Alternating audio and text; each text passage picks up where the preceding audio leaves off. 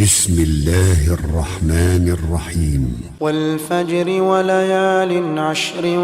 والشفع والوتر والليل إذا يسر هل في ذلك قسم لذي حجر ألم تر كيف فعل ربك بعاد إرم ذات العماد التي لم يخلق مثلها في البلاد وثمود الذين جابوا الصخر بالواد وفرعون ذي الأوتاد الذين طغوا في البلاد فأكثروا فيها الفساد فصب عليهم ربك سوط عذاب إن ربك لبالمرصاد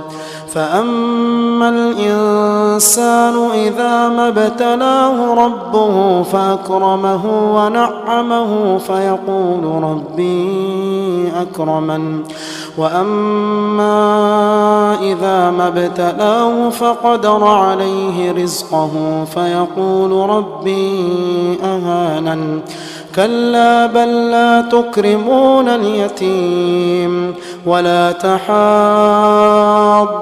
على طعام المسكين وتأكلون التراث أكلا لما وتحبون المال حبا جما كلا إذا دكت الأرض دكا دكا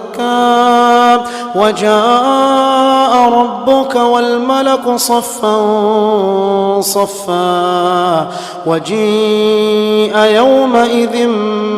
بجهنم يومئذ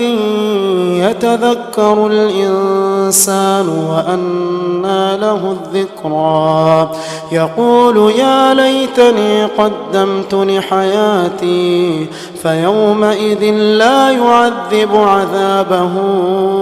أحد ولا يوثق وثاقه أحد يا أيتها النفس المطمئنة ارجعي إلى ربك راضية مرضية فادخلي في عبادي وادخلي جنتي.